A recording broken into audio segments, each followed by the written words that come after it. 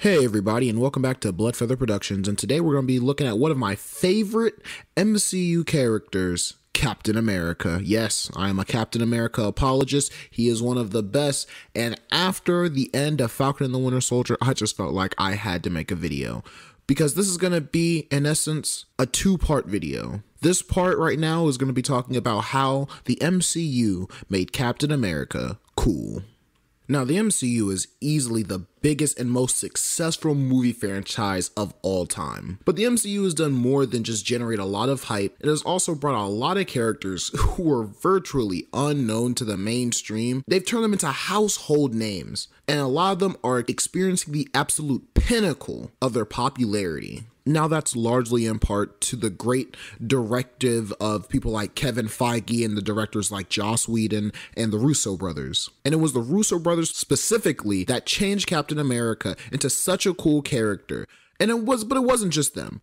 Chris Evans also is an amazing actor and really embodied Captain America through and through. To show this progression, let's start at the beginning. Captain America, the first Avenger. That was our first introduction to the character on the big screen.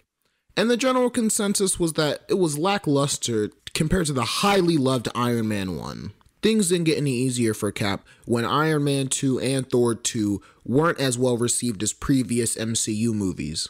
But that all changed when Captain America: The Winter Soldier came out. It is looked at by most as easily one of the best standalone MCU movies, and definitely is a contender for the best Captain America movie overall. And I feel like there's something behind that. It's not easy to make a character like Captain America a very blatant symbol of American militarism, world-renowned character. Because let's be honest, Cap doesn't really have as much going for him as a lot of the other Avengers. His powers aren't as flashy, his mind he's not super smart like people like Banner or Iron Man, but he has heart, and that's what he brings. And it's not so easy to bring the character who has heart to make him the most popular.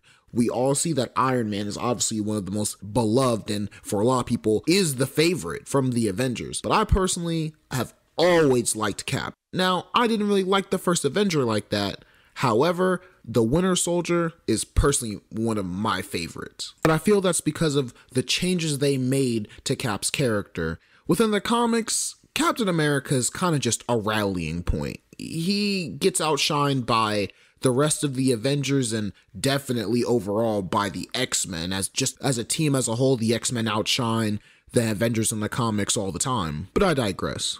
One of Cap's main strengths is that even though he is Captain America, big air quotes, he is not afraid to stand up to authority. That's what a lot of the Winter Soldier was, and Civil War culminated in all of that, turning him into a fugitive, basically. But that only went to bolster the coolness of Captain America, where a lot of the times in the comics, and especially when he first came out being propaganda for World War II, a lot of people would see him as exclusively an American hero that bows down to the military-industrial complex, but that's not who Cap is.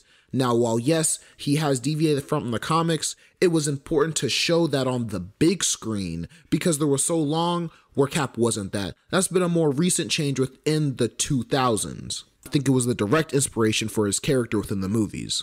The Russo brothers did a lot to make Cap relatable for anybody in any country, because to me what made Steve Rogers so special wasn't that he was American, was that he was just a good man, and that's enough, and that can speak to anyone in any country. And the expansion on that with Falcon and the Winter Soldier, I love it. I mean, that's really what inspired me to make this video. To me, Cap's coolness within the MCU is what led directly into the MCU being able to transition Falcon into being the new Captain America and making him a prominent and very prevalent character within Phase 4 and Phase 5. But more on that in Part 2. Back to Steve. One of the most important things the directors were good at was making sure in Cap's own movies, his supporting cast complements not only his powers, but his personality.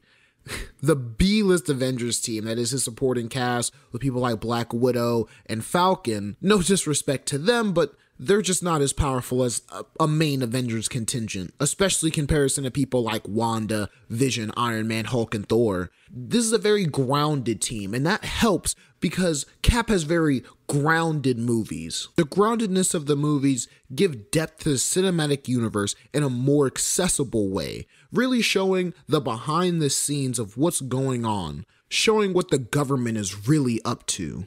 And that also plays a part in the characters. I feel it's easy to relate to people like Falcon, who is just a regular guy, but being thrown into this superhero world. And while there's a lot of characters like that within the MCU, there's a reason Falcon and the Winter Soldier got a show, and Padme and Old Man Jenkins from Thor didn't. No offense. Wait, scratch that. Yes, offense. Those Thor movies definitely weren't that good. Definitely weakest in the MCU in my opinion. Easily. But that's a topic for another video.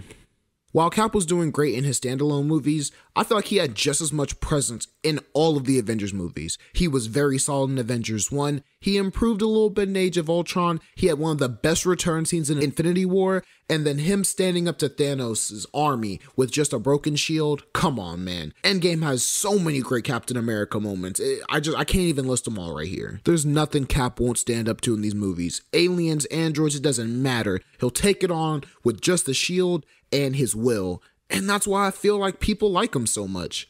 These movies really show his character, and that makes him cool just because of that. I feel like they've made the fans feel like he's done his due, which is why when he hands the shield off to Falcon, no, I don't think a lot of people were mad. It was a natural progression, and a lot of people felt like that was the best next step. In conclusion, the Marvel Cinematic Universe has taken Captain America, one of the lowest ranking popularity and really relevance when it comes to characters in Marvel, into a fan favorite through showing his heart, his will, giving him great fight scenes, giving him 2 amazing movies, and now an amazing show post his exit from the MCU.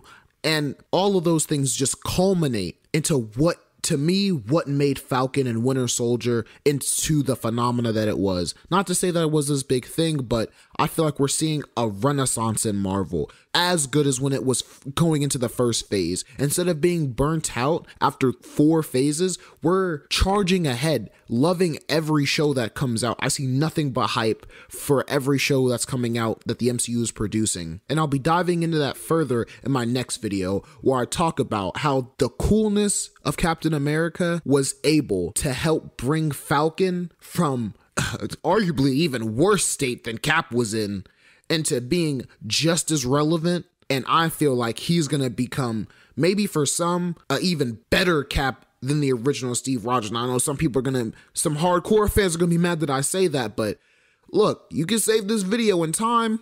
I think the next couple generations are going to see Falcon Captain America as one of the best, and maybe even the definitive, but that's too far in the future.